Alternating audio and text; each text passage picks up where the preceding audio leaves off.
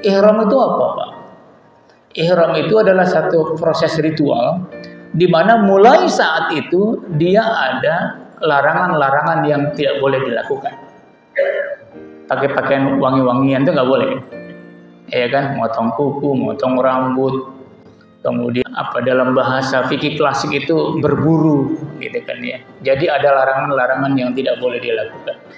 Baru boleh dilakukan nanti kalau sudah setelah dia sa'i selesai.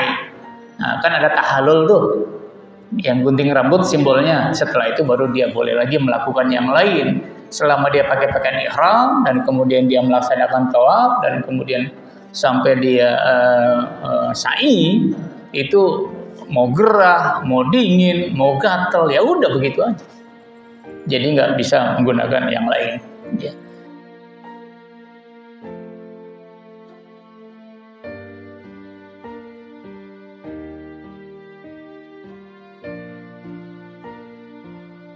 Assalamualaikum warahmatullahi wabarakatuh. Jamaah yang dimuliakan Allah Subhanahu wa taala, ini dalam kaitan ini saya ingin membaca di dalam Al-Azkar An-Nawawiyah ini ada kitab Azkaril Haji.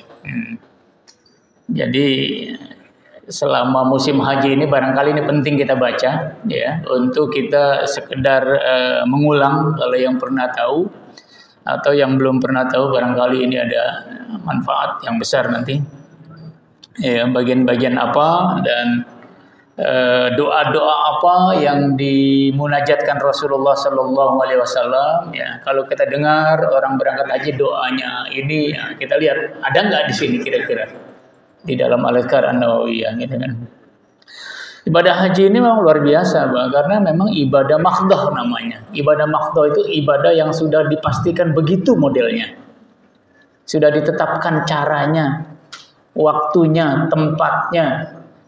Gak bisa kita milih tempat lain, gak bisa milih waktu lain. Mau padat, mau tidak padat di Arafah, wukufnya harus di Arafah. Mau panas, mau dingin, ya. Mau banyak orang harus di Arafah wukufnya. Nggak bisa wukufnya misalnya milih wukuf duluan di Cibodas misalnya karena enak, adem, seger, nggak bisa. Atau misalnya tawafnya di Pondok Gede, ya nggak bisa. Sekalipun di Pondok Gede ada Ka'bah, ya ada Ka'bah, gitu kan ya. Harus ke sana, gitu kan. Jadi ini memang ibadah yang luar biasa. Menempuhnya sulit. Memelihara nilai haji juga luar biasa sulitnya. Menempuhnya sulit, apalagi sekarang menempuhnya sulit, Pak. Ya. Waiting list-nya cukup panjang dan sangat panjang. WNA plus pun waiting list masih 5 sampai 6 tahun. Yang plus. Yang biasa, yang normal itu ya masih bisa 15 sampai 20 tahun. Lama nunggunya, cukup panjang waktunya gitu kan ya. Dan nanti kalau sudah pulang haji, memelihara nilai hajinya juga luar biasa susahnya. Luar biasa gitu kan. Karena memang ini harus dipelihara nilai haji ini. Bab Azkaril Haji, ini bab mencatatkan tentang zikir-zikir atau doa-doa yang Rasulullah munajatkan ketika melaksanakan ibadah haji. Ya, ini luar biasa juga Bapak jamaah. Karena ini terekam oleh sahabat. Padahal Nabi melaksanakan haji itu cuma 1 kali seumur hidup. Bagus ini tercatat oleh sahabat.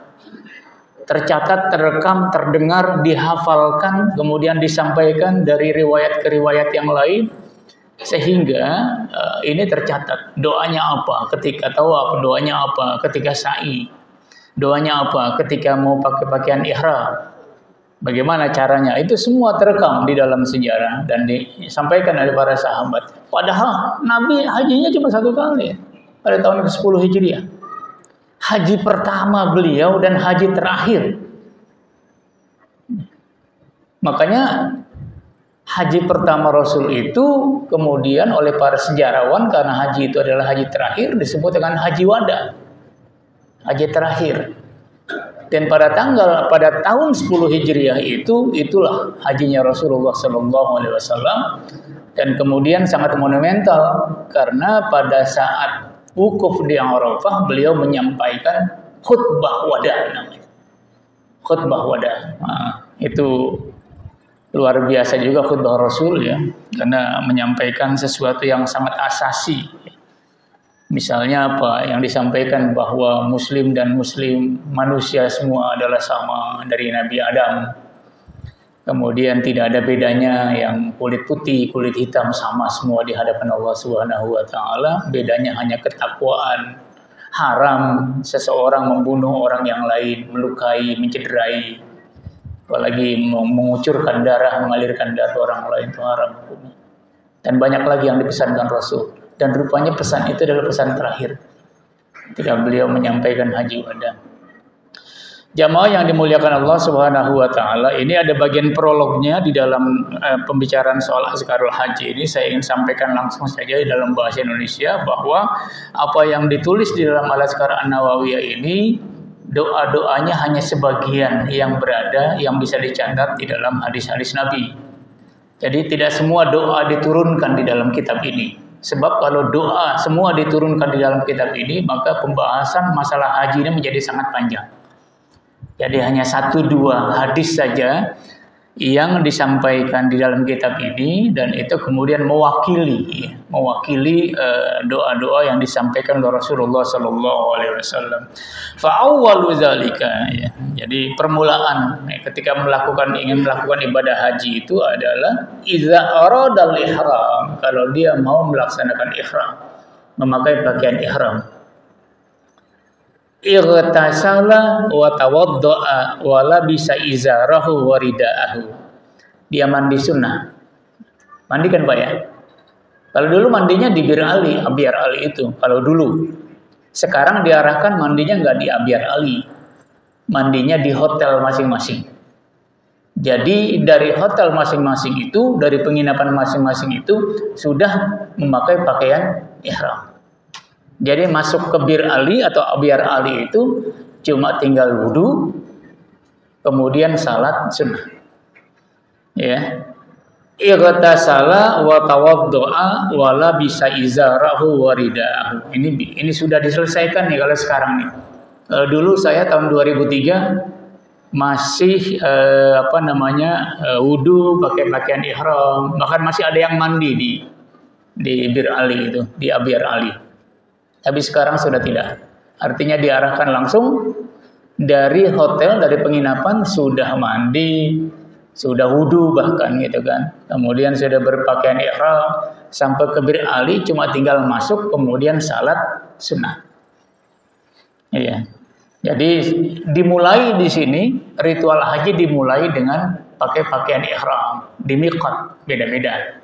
Kalau gelombang pertama ini kan ke Madinah. Ke Madinah dulu gelombang pertama. Saya dengar kemarin dari teman yang menjadi petugas haji di Pondok Gede, gelombang kedua itu mulai tanggal 9 Juni. Pemberangkatan 9 Juni itu masuk gelombang kedua, dan kalau dia gelombang kedua berarti dia langsung ke Makkah. Jadi nanti dia haji dulu baru ziarah ke Madinah.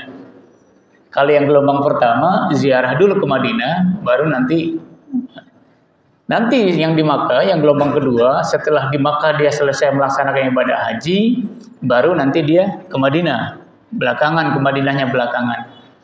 Berarti pulangnya nanti ke tanah air dari Madinah, dari bandara Madinah. Tapi kalau yang dari Madinah ke Mekah, dia duluan, berarti nanti pulangnya itu dari Jeddah. Dari Jeddah baru ke Indonesia. Kalau yang dari Madinah nanti dia. Yang gelombang kedua, pemberangkatan dari Jakarta atau dari tempat-tempat yang ada di Indonesia, dari embarkasi, berarti dia menuju Jeddah, gelombang yang kedua. Karena langsung ke Makkah. Gelombang pertama, penerbangan ke Madinah. Nah, saya ada keponakan juga yang menjadi air crew Saudi Arabia itu. Pesawat Saudi, dia bilang juga pelayanannya padat juga. Jadi kecuali Garuda, juga pesawat Saudi dipakai untuk mengangkut jamaah Indonesia karena padat.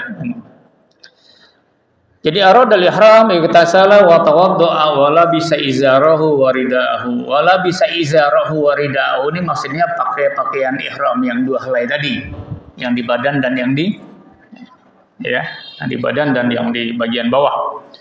Wa qad qaddamna ma yaquluhul mutawaddi wal mughtasil. Jadi sudah. Wa ma yaquluhu idza labisa saum summa yusalli rak'ataini wa taqaddamat azkarus salati. Wa yustahabu ay yaqra fi rak'atil ula. Jadi kalau salat 2 rakaat, di dalam kitab ini dijelaskan salat 2 rakaat apa yang dibaca pada rakaat yang pertama setelah Fatihah, ba'dal Fatihah qul ya ayyuhal kafirun. Dibaca yang rakaat pertama setelah Fatihah itu adalah Al-Kafirun. Jadi nggak usah panjang-panjang. Ya, karena ini salat sunnah 2 rakaat ya. Wa fi saniyati qul huwallahu ahad, Al-Ikhlas. Jadi memang cepat. Jadi memang nggak lama-lama itu di Abyar Ali itu nggak lama-lama. Petugas juga minta jangan lama-lama, segera. Dan itu nggak boleh yang ketinggalan, karena nanti kan pemberangkatan kalau ada yang ketinggalan nih repot lagi nih. Karena dia harus ikuti kloternya dan rombongannya dengan bis tertentu menuju Madinah. Menuju Makkah. Makkah Madinah sebabnya kabarnya kalau naik bis itu bisa 5 jam. Jakarta Cirebon lah kira-kira gitu. 5 jam. Saya dulu berharap saya mendapatkan pemandangan yang indah. Saya duduk di pinggir. Bis itu duduk di pinggir. Saya pengen liatin gitu. Ternyata sepanjang jalan itu yang dilihat ya bukit-bukit bebatuan gitu kan. Semua gunung-gunung batu. Semuanya kering. Sampai mata lelah ngeliatin karena gunung lagi. Pasir berterbangan begitu, ntar numpuk. Ntar ada lagi terbang, ntar numpuk lagi, pindah-pindah tumpukannya. Dan itu kalau sudah sekarang 41 derajat Pak. Suhu di Makkah. 41 derajat, jadi nggak boleh kurang minum. Ya, jadi diharapkan minum itu 10 menit sekali. Dan sekali minum itu 2 teguk saja. 10 menit minum lagi 2 teguk. 10 menit minum lagi 2 teguk. Kebanyakan jamaah menghindar untuk banyak minum karena takut banyak pipis. Tapi menurut dokter enggak. Kalau misalnya 10 menit minumnya jangan banyak-banyak 2 teguk, itu dia nggak menyebabkan banyak pipis. Tadi informasi terakhir yang disampaikan di media Suara Haji itu di salah satu stasiun TV. Fa idza faragha minas sholati istahabba ayyad'u bimasya. Kalau sudah selesai salat 2 rakaat tadi ya, dia dianjurkan, ya disunahkan ayyad'u bimasya. Dia berdoa sesuai dengan apa doa yang dia kehendaki. Ya, silakan saja mau berdoa apa saja. Wa taqaddama dzikru jumalin minad da'awati wal azkari khalwas salat. Fa idza arada al-ihram nawahu biqalbihi. Kalau sudah dia niat berihram, maka dia harus niat nawahu biqalbihi, dia berniat di dalam hatinya. Wa yustahabu ayyusa'ida bilisanihi qalbahu. Wa yustahabu, dan disunnahkan ya supaya dia ketika berniat itu mengucapkan talafuz namanya, dibunyikan dengan lisannya. Untuk apa? Yusa'ida qalbahu, supaya pembantu menolong supaya hatinya juga ikut. Jadi kalau kita berniat dengan talafuz biniyah, niatnya dibunyikan, ya, redaksinya disuarakan di dalam lisan kita itu dalam rangka juga membantu fokusnya hati kita. Jadi tidak hanya sekedar di dalam hati, supaya match antara lisan dengan hati, ya. Jadi makanya di sini disebutkan wa yustahabu ayyusa'ida bi lisanihi qalbahu fayaqulu, maka doanya nawaitul hajja wa haramtu bihi lillahi azza wa jalla. Jadi kalau dia mau melaksanakan haji, maka disebutkan pada saat dia niat berihram itu, memakai pakaian ihram dan mulai miqatnya itu dia nawaitul hajja wa haramtu bihi lillahi azza wa jalla, ya. Aku berniat haji dan aku berniat berihram, ya, karena Allah Subhanahu wa taala. Ihram itu apa, Pak? Ihram itu adalah satu proses ritual di mana mulai saat itu dia ada larangan-larangan yang tidak boleh dilakukan. Pakai pakaian wangi-wangian itu nggak boleh. Ya kan, motong kuku, motong rambut, kemudian apa dalam bahasa fikih klasik itu berburu gitu kan ya. Jadi ada larangan-larangan yang tidak boleh dilakukan. Baru boleh dilakukan nanti kalau sudah setelah dia sa'i selesai. Nah, kan ada tahallul tuh.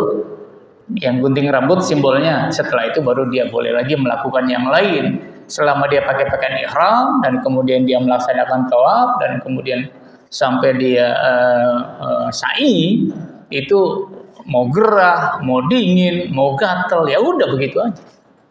Jadi nggak bisa menggunakan yang lain. Ya. Nah, disitulah jamaah yang dimuliakan Allah Subhanahu Wa Taala. Saya sebutkan di khutbah Jumat yang lalu di sini bahwa ketika orang menanggalkan pakaian ihram itu sebenarnya simbol dia menanggalkan segala macam kebesaran yang ada pada diri. Mau baju batiknya dari sutra mahal, nggak boleh dipakai. Gitu kan, tanggalkan semua itu. Mau dia misalnya pecinya mahal, mau sorbannya, mau kainnya BHS kelas 1, nggak boleh dipakai. Sudah hanya 2 helai pakaian ihram, atas dan bawah. Kalau yang laki-laki, wanita pakai mukena, gitu kan ya. Udah tinggal tanggalkan semua. Jadi memang polos sudah, polos. Ya. Jadi kan cara memakainya juga luar biasa ya Pak. Bagian depan itu memang dilipat supaya lebih tebal dia, karena memang apa istilahnya ya polos gitu kan Pak ya. Menunjukkan bahwa manusia di hadapan Allah Subhanahu Wa Taala itu memang nggak punya apa-apa, kosong seperti saat dilahirkan. Jadi sudah ditanggalkan semua, ya. Jadi ya, tidak ada yang dimiliki, yang melekat itu hanya apa namanya yang diamanatkan Allah Subhanahu Wa Taala. Jabatan, pangkat, kedudukan, pakaian mahal, peci mahal, sarung mahal dan sebagainya semua. Sudah tanggalkan semua. Nah, itu sebagai pertanda ada bagian-bagian yang saat itu dia diharamkan untuk melakukan kegiatan-kegiatan yang lain kecuali apa yang ditetapkan oleh syariah. Nawaitul hajja wa haramtu bihi lillahi azza wa jalla. Ya. Labbaik Allahumma labbaik ila akhirit talbiyah wal wajib niyatul qalbi wal lafzu sunnah. Yang wajib itu adalah niatnya di dalam hati, sedangkan mentalafuzkan, membunyikan di dalam lisan itu sunnah hukumnya. Yang wajib adalah di dalam hati. Kalau kira-kira cukup merasa fokus ya dan concern hanya dengan meniatkan di dalam hati, nggak usah pakai ditalafuzkan, nggak ada masalah. Tetapi tadi disebutkan yustahab, disunahkan. Karena apa? Supaya untuk menolong fokus konsentrasi hati ini dibantu dengan dibunyikan lisan. Jadi posisinya membantu supaya hati ini juga fokus dengan kegiatan ibadah yang akan segera dilakukan. Tapi kalau niat di dalam hati saja boleh nggak? Boleh, cukup, gitu kan ya. Wal lafzu sunnah, ya, mentalafuzkan, membunyikan, ya. Niat di dalam lisan itu adalah sunnah. Sama dengan kita nih Pak, kalau usolli dibunyikan, usolli itu kan untuk menghadirkan, ya apa namanya, membantu kehadiran hati kita nih. Ada juga yang nggak pakai, nggak ada masalah, yang penting kan niatnya, ya. Jadi talafuz sunnah menurut apa yang disampaikan oleh pengarang kitab ini. Falawi qatasara 'alal qalbi ajza'ahu. Kalau hanya sekedar niat di dalam hati cukup.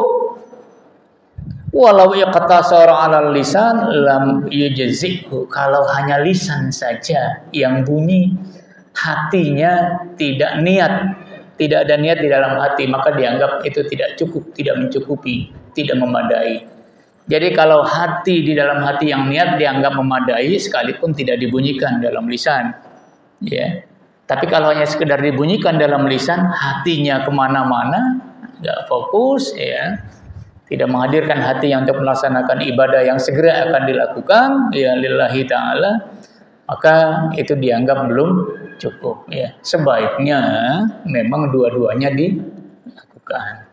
Jadi lisan juga bunyi, ada talafuz bin niyahnya namanya, kemudian hati juga niat. Ya. Qala al-Imam Abdul Fattah Sulaim bin Ayyub Ar-Razi, law qala ya'ni ba'da hadza Allahumma laka uhrimu nafsi wa sya'ri wa bashari wa lahmi wa dami kana hasanan Jadi kalau misalnya setelah dia nawaitul hajja wa haramtu bihi lillahi azza wa jalla, kemudian dia berdoa, ada pandangan seorang ulama besar juga di sini, Abdul Fattah Sulaim bin Ayyub Ar-Razi. Kemudian dilanjutkan dengan doa, Allahumma laka uhrimu nafsi wa sya'ri wa basyari wa lahmi wa dami kana hasanan. Jadi ada juga doa yang lain yang disebutkan oleh ulama, disebutkan Allahumma laka uhrimu nafsi wa sya'ri wa basyari wa lahmi wa dami kana hasanan. Wa qala ghairuhu yaqulu aidan Allahumma inni nawaitul hajja fa'inni alaihi wa taqabbalhu minni wa yulabbi fayaqulu labbaik Allahumma labbaik labbaik la syarika laka labbaik innal hamda wan ni'mata laka wal mulk la syarika lak. Ya, yang populer kan yang itu. Labbaik Allahumma labbaik. Kalau di kita ini kan macam-macam nih. Iramanya, gayanya, lahjanya gitu kan. Intonasinya. Tapi yang pasti bahwa di sini juga disebutkan dan sangat populer, labbaik Allahumma labbaik labbaik la syarika laka labbaik innal hamda wan ni'mata laka wal mulk la syarika lak. Hadhihi talbiyatu Rasulillah sallallahu alaihi wasallam. Inilah modelnya ya, talbiyah. Talbiyah itu artinya menjawab panggilan. Ya, karena kan dipanggil. Ya. Dipanggil wa adzin fin nasi bil haji ya'tuka rijalan wa ala kulli dhamirin ya'tina min kulli fajjin amik. Jadi ibadah yang paling tua sebenarnya jamaah, ibadah ritual ya, itu adalah haji. Kan ibadah haji ini disyariatkan sejak masa Nabi Ibrahim alaihissalam. Itu surat Al-Hajj 22, surat ke-22 ayat ke-27 itulah sebenarnya dalil kewajiban haji yang pertama dan utama. Jadi wa azin fin nasi bil haji ya'tuka rijalan wa ala kulli dhamirin ya'tina min kulli fajjin amik. Wa azin bin nas. Siarkan, sampaikan, infokan, publikasikan. Ya, serukan.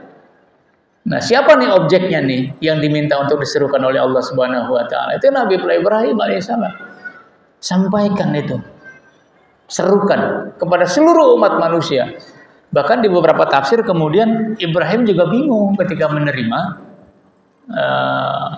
perintah Allah itu. Bagaimana aku bisa menyampaikan kepada seluruh masyarakat yang ada di muka bumi ini?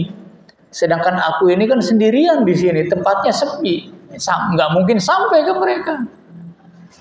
Di dalam banyak tafsir disebutkan, ya sudahlah, tugas kamu menyampaikan saja, ya serukan saja, umumkan saja.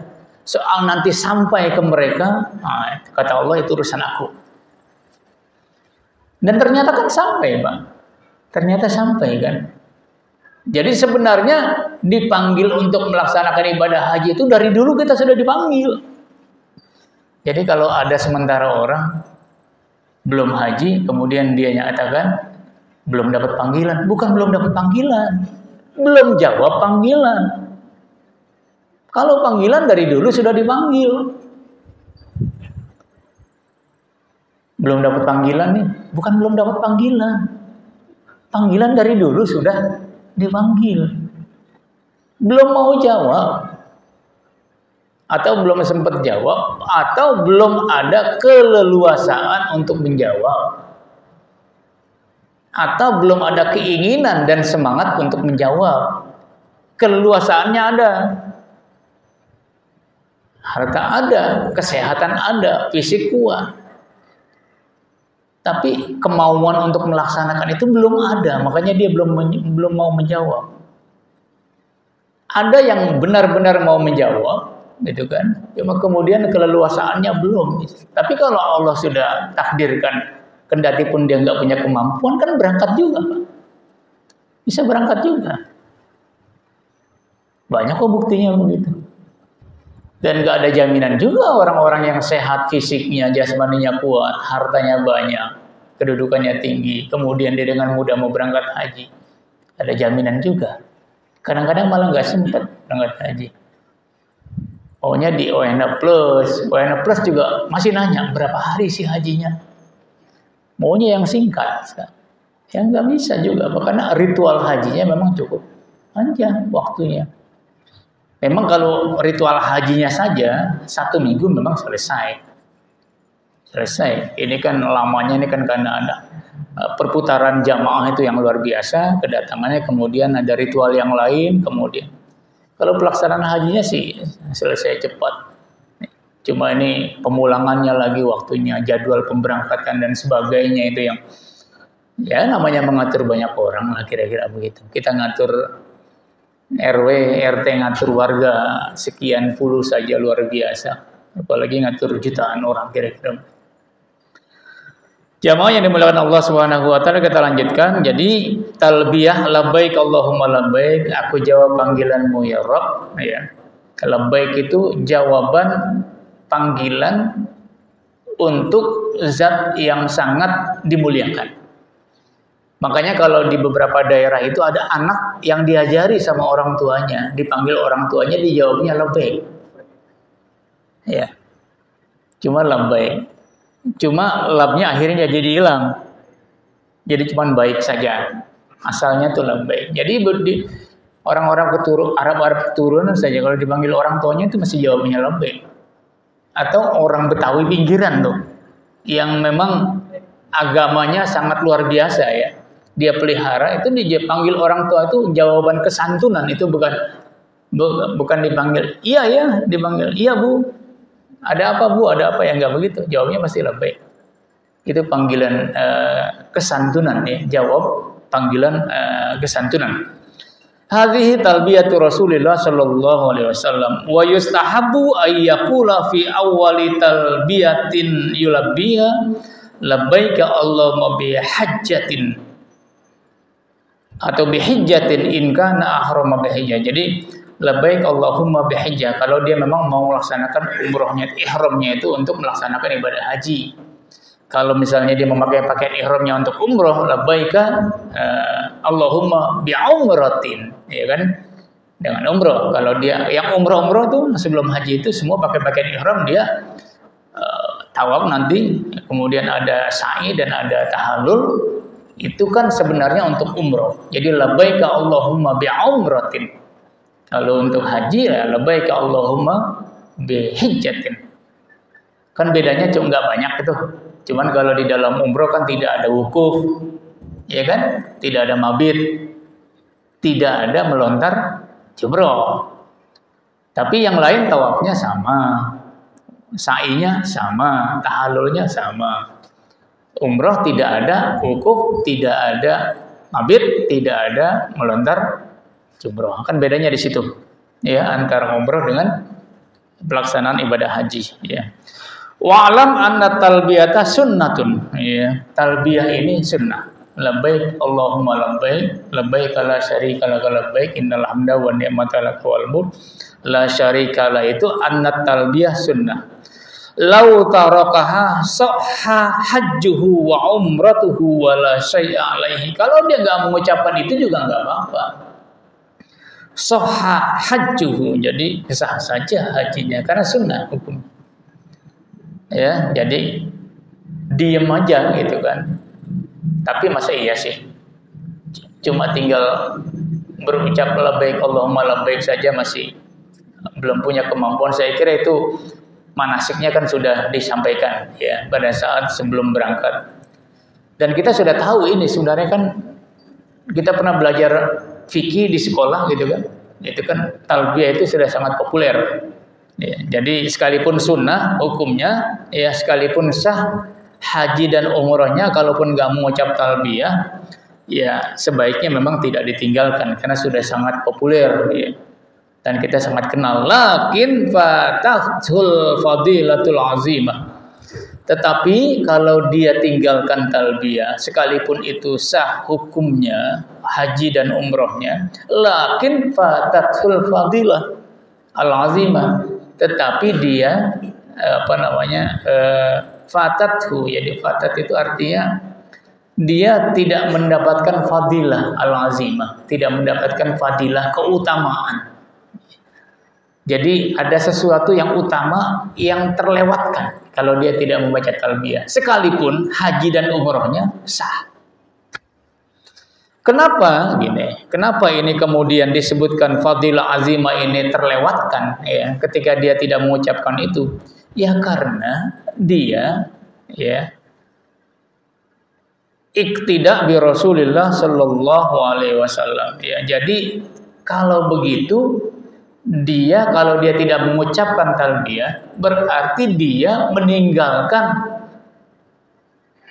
cara manasik Rasulullah sallallahu alaihi wasallam.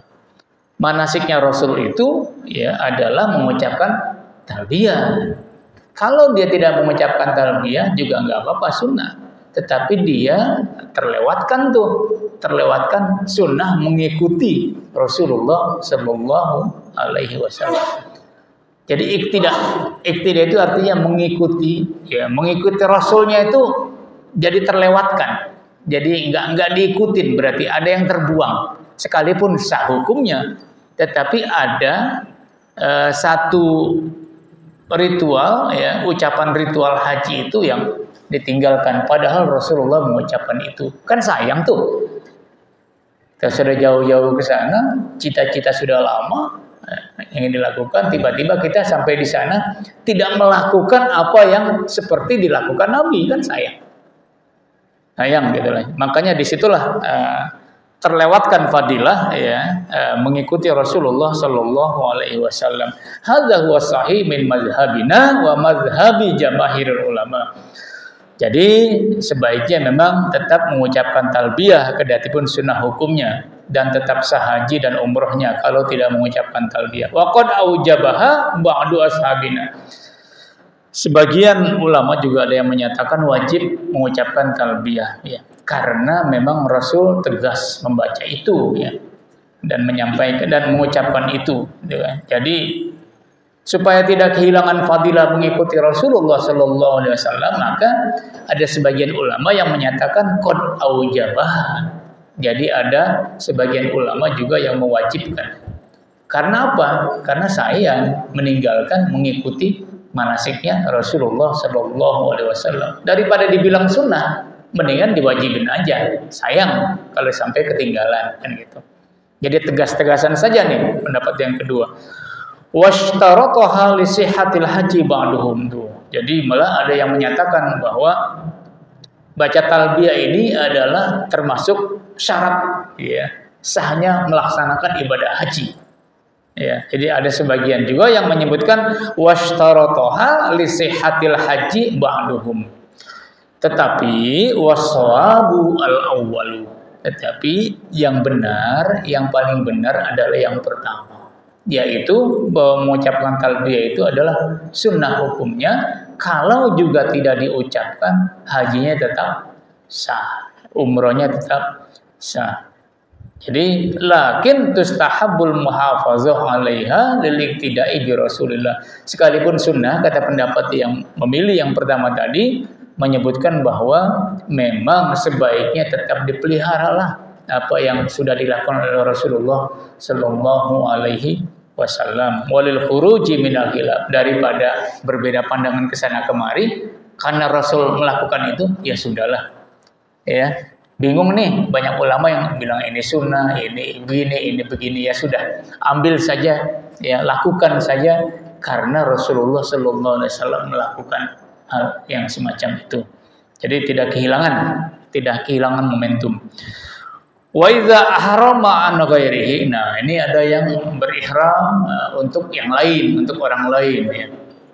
Ini bisa terjadi jamaah apa yang disebut dengan haji badal. Ya. Jadi dia berihram itu mengatasnamakan orang lain. Wa idza ahrama an ghairihi qala nawaitul hajja wa ahramtu bihi lillahi ta'ala an fulanin. Jadi niatnya itu ketika memakai pakaian ihram atau sudah memulai dengan ritual ihram itu menyebutkan niatnya nawaitul hajja wa ahramtu bihi lillahi ta'ala an fulanin. An fulanin itu nanti misalnya siapa namanya? Ya, jadi apa nama ayah namanya misalnya Hasan an Hasanin. Ayahnya namanya Rahmat an Rahmatin. Ya. An Maimunah, kalau an Mutmainnah, an Hasanah, ya, tergantung siapa yang dibadalkan. Kemudian baru menyebutkan labbaika Allahumma an fulanin. Ya. An fulanin lagi disebutkan. An fulanin ila akhiri, ya, ma yaquluhu may yuhrimu an nafsihi. Jadi sama. Cuma disebutkan diselipkan tuh an fulanin an fulanin. Labbaik Allahumma labbaik. Jadi labbaik Allahumma an fulanin an rahmat an marhama an hasan an ali misalnya gitu kan ya. An marjono. Tergantunglah siapa yang dibadalkan.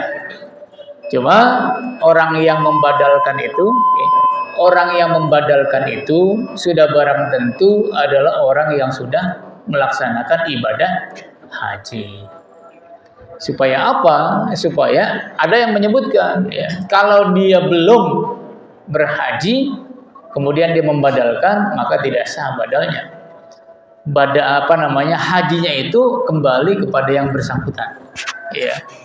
Jadi memang itu logis ya jamaah ya, logis lah. Jadi barangkali umroh juga begitu. Tapi umroh kan tidak terlalu menjadi hal yang penting seperti haji. Kalau haji kan wajib, ya haji misalnya sekali seumur hidup bagi yang mampu, gitu kan ya. Kemarin pun istri ini ketika dia mau berangkat ke sana kan lama. Kalau petugas itu kan 75 hari, Pak. 2 bulan lebih. Jadi istri kemarin berangkat bulan Mei, tanggal 19, nanti kembalinya bulan Agustus. Bulan Agustus sekitar minggu-minggu pertama Agustus. Jadi datang ke Madinah itu jamaah belum berangkat, sudah nongkrong di Madinah lebih dulu 1 minggu sebelumnya. Nanti pulangnya kalau jamaah sudah haji udah sampai ke tanah air semua. Jadi datang paling duluan, pulang paling belakangan, kira-kira begitu. Saya bilang ini luar biasa. Hafal itu kan. Bisa hafal itu sisi-sisi Madinah kan. Hotel ini di mana, hotel ini di mana, pintu-pintu Masjid Nabawi juga bisa dihafal itu. Kan lama waktunya, Pak. Nanti ketika di Makkah juga bisa hafal itu kan. Makkah posisinya tahu 2 bulan lebih kan. 25 hari saya kira waktunya cukup lama. Jamaah saya kira sampai di sini dulu, insya Allah kita lanjutkan nanti ya, masih ada beberapa hal, ada tempat-tempat yang mustajab ya Pak. Tempat-tempat yang mustajab itu saya sampaikan dulu sedikit ini. Antara lain adalah multazam. Multazam itu asal kata lazima. Lazima itu wajib, harus, tetap. Jadi kalau multazam itu maksudnya adalah dia wajib, harus. Apa wajib dan harus? Wajib dan harus itu di situ diijabah oleh Allah Subhanahu wa taala. Artinya apa? Doa-doa yang dimunajatkan oleh jamaah haji itu ya, di multazam itu adalah doa-doa yang insya Allah akan diijabah oleh Allah Subhanahu wa taala. Makanya orang rebutan dia di multazam. Multazam itu antara Hajar Aswad dengan pintu Ka'bah. Jadi ada posisi yang renggang kan, Pak. Nah, di situ disunahkan salat sunnah. Ya, dan pada saat Rasul dulu melakukannya, beliau mengangkat tangan di situ antara Hajar Aswad dengan pintu Ka'bah. Jadi mengangkat tangan berarti berdoa di situ. Beliau juga salat sunnah 2 rakaat di situ. Nah, sekarang nggak bisa salat di situ. Kalau salat di situ juga dilarang sama askar kan, nggak boleh diam di situ, dekat-dekat. Makanya orang salat sekarang ini ulama menyatakan kalau di situ nggak memungkinkan salat, mundur. Setelah tawaf mundur. Tapi posisinya lurus sama multazam. Jadi dari ini kan tiangnya Pak misalnya, ya. Jadi nggak apa-apa jauh juga, asal posisinya lurus. Maka orang banyak yang salat itu dan berdoa itu lurus dengan multazam. Sebab kalau di sini kan kegeser-geser orang tawaf terus dan dilarang memang di situ. Di multazam itu adalah salah satu tempat yang paling diijabah di dalam Masjidil Haram. Multazam salah satunya, kecuali Safa dan Marwah ya, di Bukit Safa dan Marwah, tetapi multazam itu adalah salah satu tempat yang ada jaminan ya diijabah doa oleh Allah Subhanahu wa taala. Orang rebutan memang di situ. Makanya lurus multazam itu nggak ada tempat kosong tuh, Pak. Sampai terus ke belakang. Nggak ada tempat kosong, orang sholatnya. Tapi juga nggak boleh lama-lama, biasanya diusir juga sama askar tuh. Karena orang lain juga mau sholat sunnah di situ. Iya, yang lurus dengan multazam.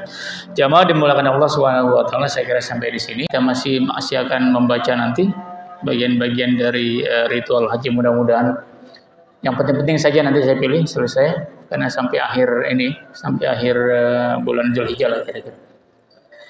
Kita akhiri doa pengajian kita pada malam hari ini dengan sama-sama membaca doa kafaratul majelis. Subhanakallahumma wa bihamdika asyhadu an la ilaha illa anta astaghfiruka wa atubu ilaik. Assalamualaikum warahmatullahi wabarakatuh.